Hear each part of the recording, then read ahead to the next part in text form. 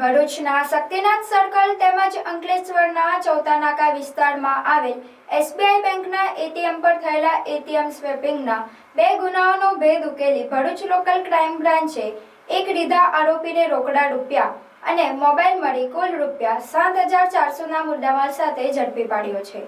ભરૂચ જિલ્લા પોલીસ વડા અક્ષય રાજના માર્ગદર્શન હેઠળ એટીએમ સ્વેપિંગ જેવા ગુનાઓ પર નિયંત્રણ લાવવા માટે ખાસ સૂચનાઓ આપવામાં આવી હતી। તે અનુસંધાને એલસીબી પીઆઈ એમપી વાળાના માર્ગદર્શન હેઠળ તપાસ હાથ ધરવામાં આવી હતી। તપાસ દરમિયાન બહાર આવ્યું હતું કે આરોપી મોટી ઉંમરના લોકોને એટીએમ ચલાવવામાં મદદ કરવાના બહાને તેમનો પિન જાણી લેતા અને ત્યારબાદ એટીએમ કાર્ડ બદલી અન્ય એટીએમમાંથી રૂપિયા ઉપાડી લેતા હતા।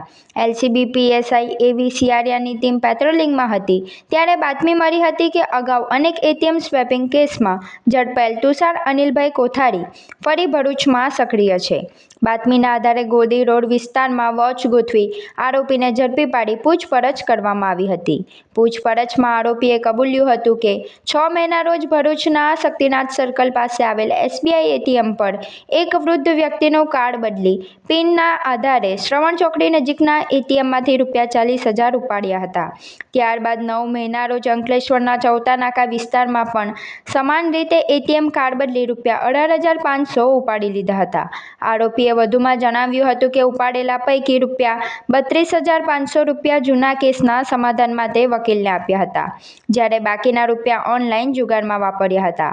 ઝડપાયેલ આરોપી તુષાર અનિલભાઈ કોથારી ઉંમર વર્ષ 36 રહે ચરોતર બેંક પાસે આણંદનો રહેવાસી છે।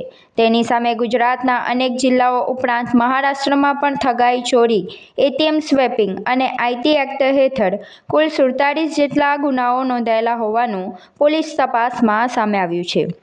પોલીસે આરોપી વિરુદ્ધ સંબંધિત કલમો હેઠળ કાર્યવાહી કરી વધુ તપાસ માટે ભરૂચ શહેર એ ડિવિઝન પોલીસ સ્ટેશનને સોંપ્યો છે।